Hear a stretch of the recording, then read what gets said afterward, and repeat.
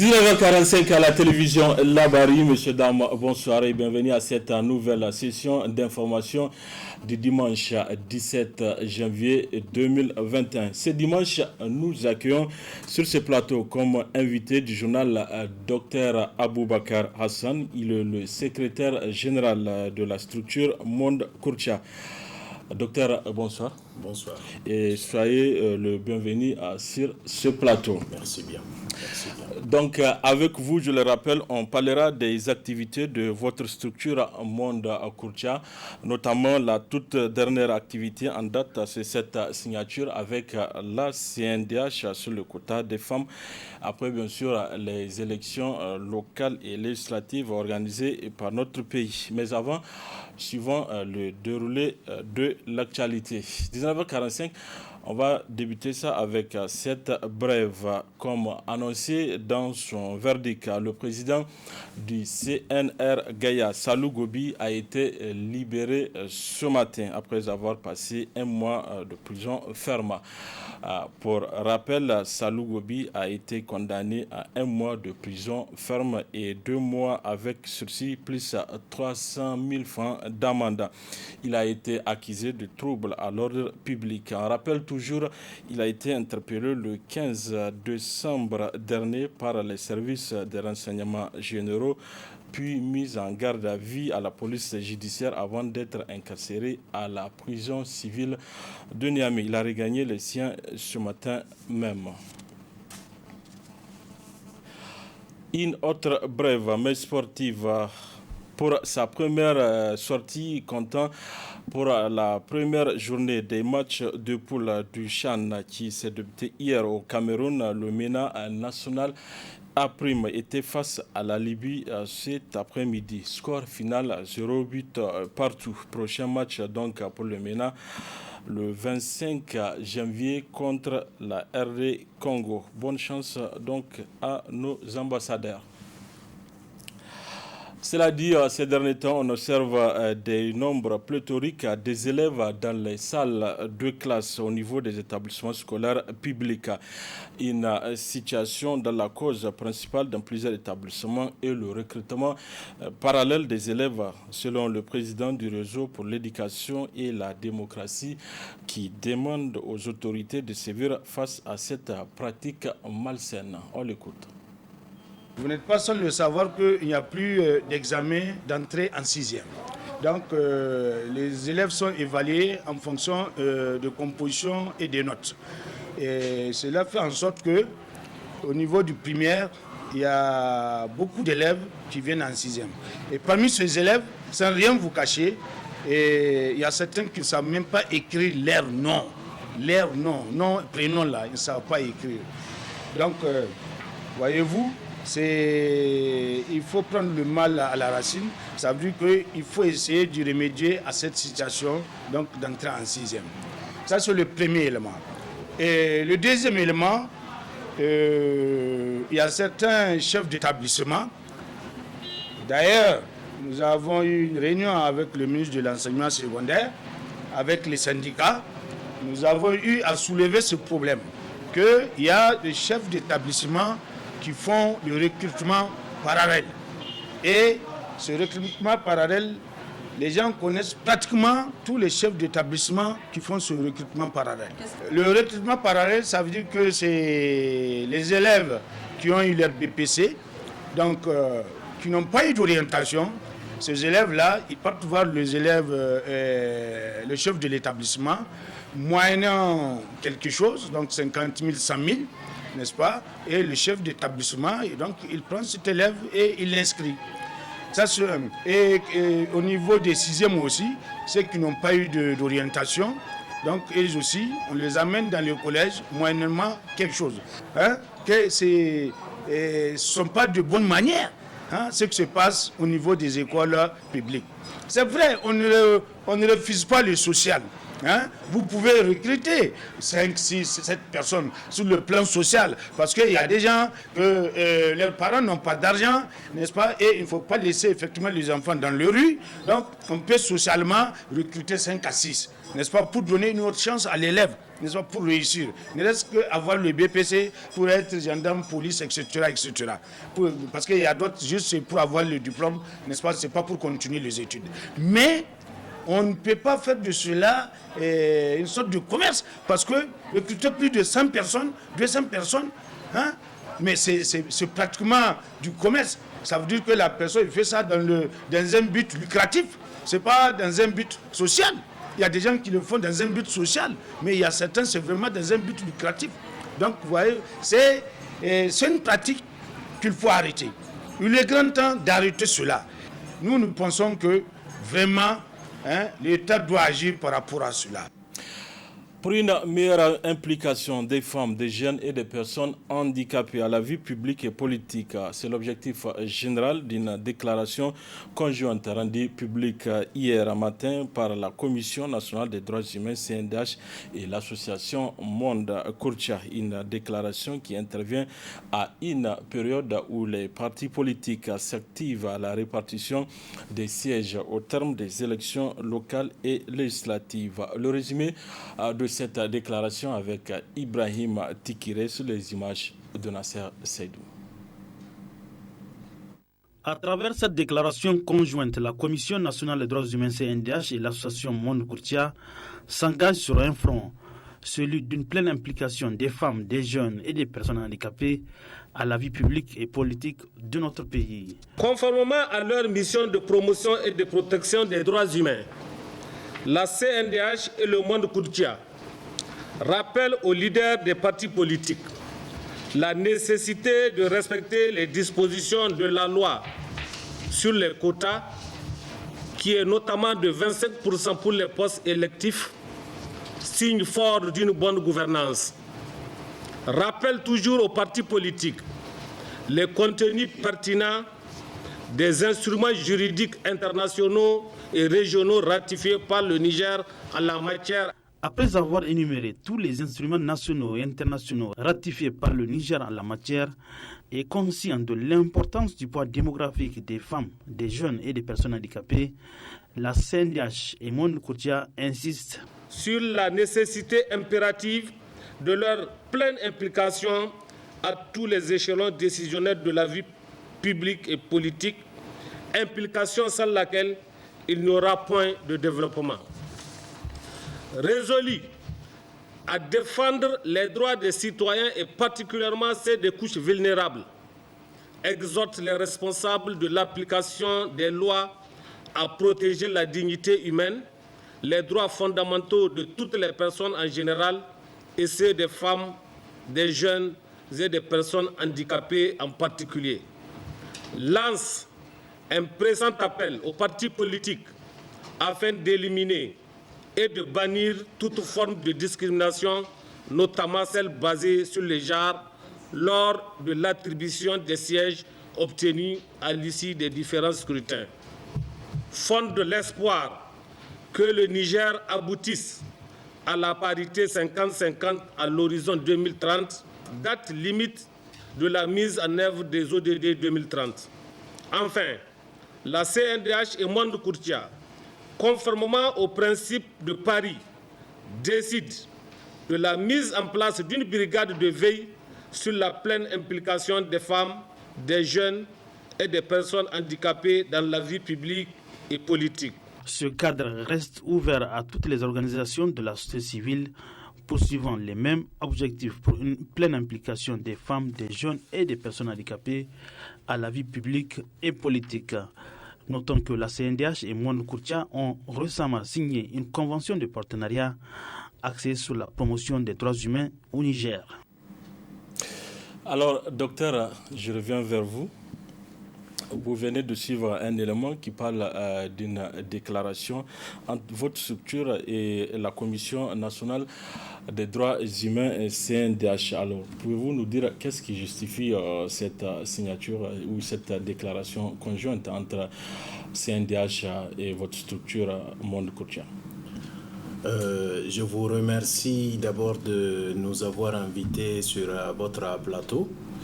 Je commencerai d'abord à parler de la politique. En réalité, la politique a causé du tort à notre pays au lieu de contribuer au développement de celui-ci.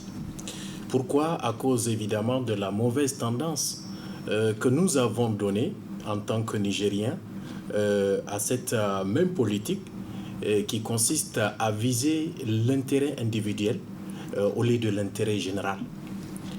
Alors, aujourd'hui, nous comprenons tous que de par cette même politique au Niger, les responsables du pays et les politiciens ont développé et cultivé cette tendance, celle de profiter surtout, je dis bien, de l'intérêt de soi au lieu de viser l'intérêt général.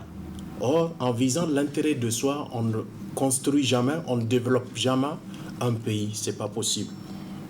Alors, en visant également ces intérêts de soi, les responsables et les politiciens ont oublié quelque part cette frange de vulnérables qu'on appelle les jeunes, les femmes et les personnes handicapées par rapport à leur présence dans les instances de prise de décision pour une meilleure gouvernance dans ce pays.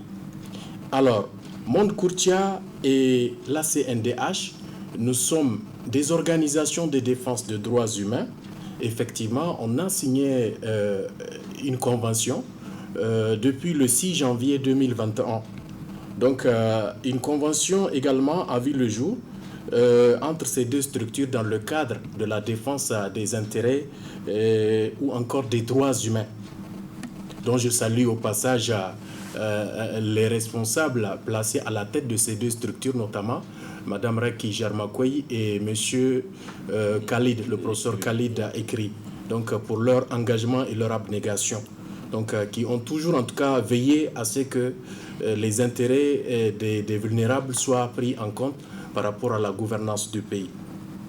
Alors, le 16 janvier, effectivement, 2021, a vu naître cette signature, cette déclaration plutôt, une déclaration entre Monde Courtia et la CNDH pour une pleine implication des jeunes, des femmes et des personnes handicapées à la vie publique et politique.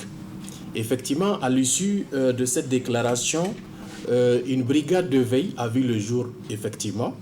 Elle a été mise en place dans le cadre d'attirer, je dis bien d'attirer, les différents partis politiques et les responsables, je dis bien, et l'État, à prendre en compte cette implication, je dis bien cette implication des vulnérables, notamment les personnes handicapées, les jeunes et les femmes. Donc par rapport aux partis politiques, par rapport à l'État, on attire également l'attention sur le respect du quota de la femme. Oh oui, le respect du quota de la femme, parce que le plus souvent, après les élections, les partis politiques, pour en tout cas, cette tendance de viser l'intérêt individuel, oublient le plus souvent, en tout cas, cette marge des vulnérables. Et ce n'est pas normal. On est tous capables de construire ce pays, et quand on est ou on sera organisé, nous allons comprendre à court, à moyen ou à long terme que nous pouvons développer ce pays. Oh oui, nous pouvons développer ce pays, mais il faudra l'apport de tout le monde, il faudra la contribution de tout le monde pour pouvoir arriver à nos objectifs. Et effectivement, la CNDH et Monde Courtia se sont associés dans le cadre de la défense des droits humains pour pouvoir, en tout cas, prendre en compte cette couche vulnérable par rapport à son bien-être, par rapport à sa prise en compte dans les instances de décision. Alors, docteur, vous l'avez parlé, vous l'avez souligné tantôt, vous allez mettre une brigade de veille. Alors, dites-nous les objectifs de cette brigade par rapport au respect de la loi sur les quotas. Alors, cette brigade a été effectivement mise en place dans le cadre de l'observation.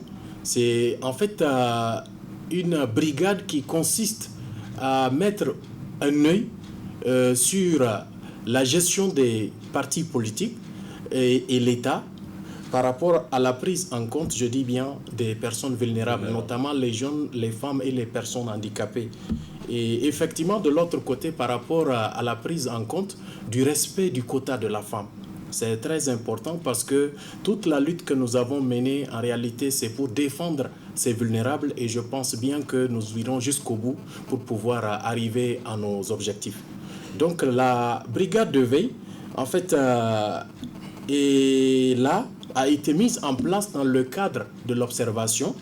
Nous allons observer, je dis bien, durant tout au long de ce processus des élections, même après les élections, nous allons observer les actions des partis politiques et de l'État par rapport à la prise en compte de ces derniers. Sinon, nous avons en tout cas développé une stratégie qui consisterait à court, à moyen ou à long terme de faire en sorte que l'État et les partis politiques puissent prendre de façon véritable en compte, je dis bien, ces couches vulnérables qui sont les femmes, les jeunes et les personnes handicapées.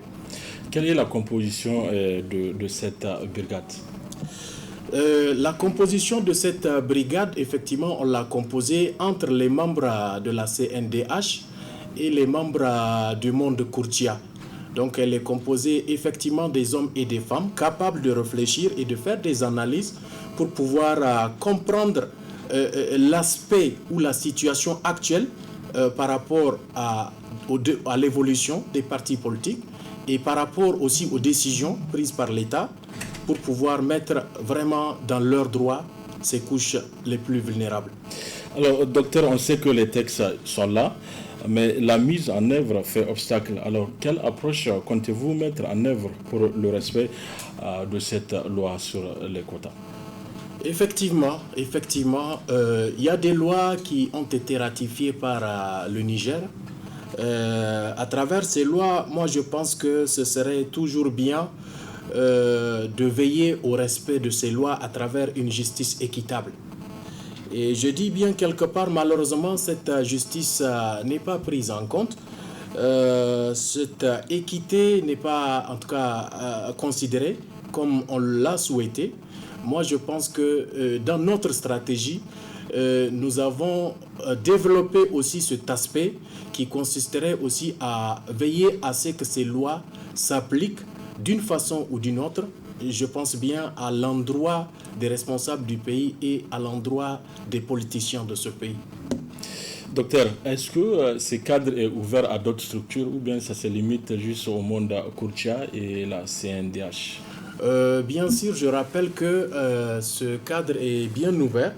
Il est effectivement ouvert à toutes les organisations de la société civile qui optent pour les mêmes objectifs.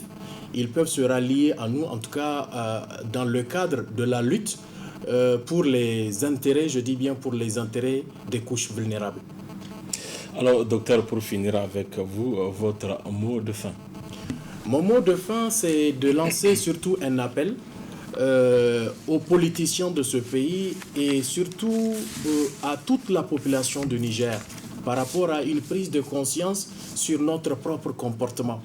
Aujourd'hui, nous savons tous que dans nos comportements, il y a des anomalies, il y a des pathologies.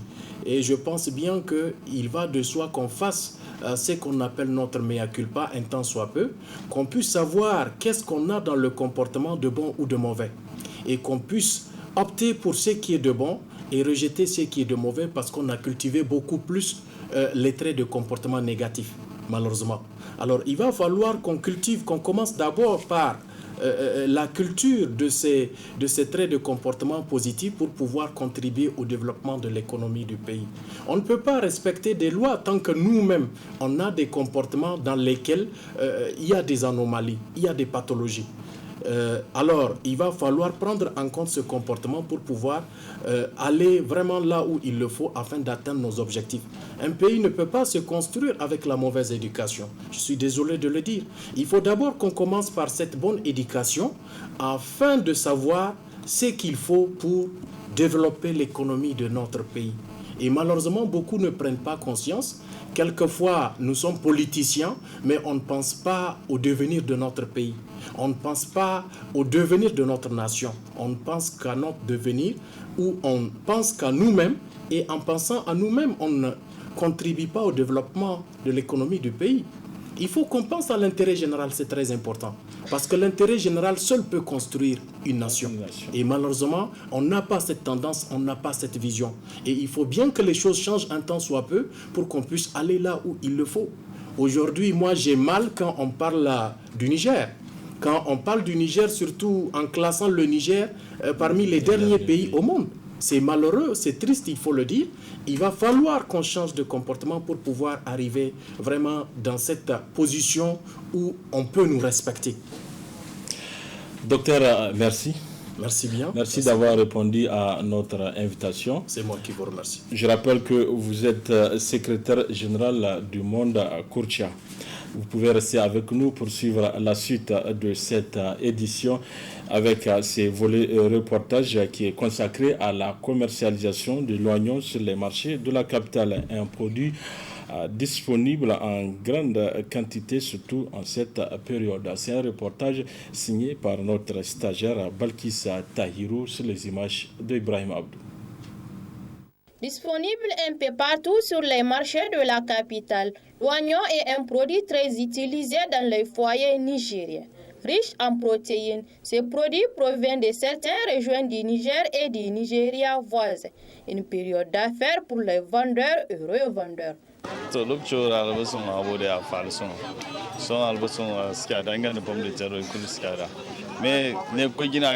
L'oignon est moins cher sur le marché. La tasse coûte 1000 francs voire 1200. La baisse du prix de ces produits de première nécessité est due à la période froide, une période pendant laquelle on produit plus de l'oignon. Ce produit nous provient de Galmi, Nigeria et Agadez.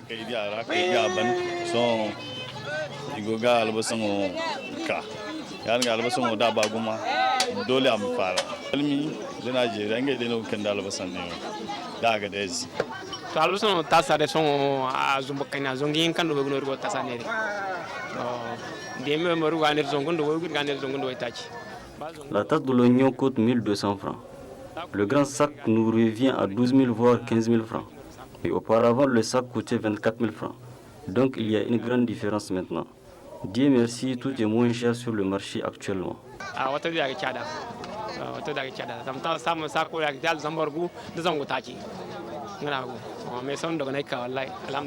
De leur côté, les clients trouvent le prix de l'oignon abordable sur le marché.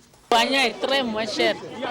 L'oignon, c'est moins cher, ce n'est pas comme avant. Maintenant, le demi-tasse, ça coûte à 500. Avant, c'était 1000 francs à 700. Maintenant, c'est 500. Dieu merci. Le prix de l'oignon sont abordables sur le marché actuellement. La baisse des prix de produits de culture irriguée comme l'oignon va de pair avec la saison froide, qui est une période par excellence de culture de ces produits au Niger. Disport dans cette édition, le colonel-major Jibrila Hima Hamidou est candidat à un poste au comité exécutif de la CAF. L'Assemblée générale élective aura lieu le 12 mars 2021 au Maroc. Quelles sont les chances du président de la FENIFOOT? C'est dans ce reportage signé Ibrahim Tikire et Nasser Seydou. Déclaré éligible au comité exécutif de la Confédération africaine de football CAF, le président de la Fédération nigérienne de football multiplie les offensives. Le colonel-major Jibrila Hima Hamidou, qui a tant donné à la renaissance du football nigérien, entend désormais apporter ses qualités et sa compétence au service de la CAF. Vous avez vu mon expérience aujourd'hui, après 12 années passées, pratiquement je dirais 10 à 11 ans passés à la tête de la fédération nigérienne et dans le milieu de la CAF et les commissions et le comité d'organisation de la CAN. J'ai déjà postulé au conseil de la FIFA, n'ayant pas bénéficié, sentant que je n'avais pas le point et l'appui qu'il faille, j'étais obligé de me retirer. Aujourd'hui, à la CAF, tout le monde est confrères reconnaissent que j'ai l'expérience, je suis l'un des plus anciens, sinon le deuxième sur le plan continental. En tout cas, en ancienneté de président de fédération, je viens tout juste après Constant Omari. Tout le monde estime que j'ai non seulement les capacités, mais l'ancienneté, vraiment, en tout cas, il fallait, vu tout ça là, que je puisse au moins accéder au niveau du comité exécutif de la CAF ou en tout cas au niveau des postes exécutifs internationaux. Notre compatriote Jibrila Hima Hamidou Dipele a besoin d'un mouvement d'ensemble autour de sa candidature. Ailleurs, l'implication des plus hautes autorités a toujours été déterminante pour l'élection au sein d'une instance internationale. Mais force est de reconnaître que, vous savez, que vous devez le remarquer, sur tous les candidats, il y a une diplomatie qui se crée, il y a en tout cas un accompagnement qui suit. C'est des postes où vraiment les gens jouent avec beaucoup de choses, beaucoup d'atouts pour pouvoir accéder à ces postes-là. Mais nous allons faire en tout cas nous battre, nous allons faire tout ce qu'il faille pour pouvoir honorer le Niger. Rendez-vous le 12 mars 2021 pour l'élection du comité exécutif de la CAF, dont le Nigérien Jibril Mamadou Dipele est candidat à un poste au sein du comité exécutif de la CAF. Voilà, monsieur, dames, c'est tout pour ces 19h45 de la télévision Labari. Merci à vous de l'avoir suivi. Au revoir.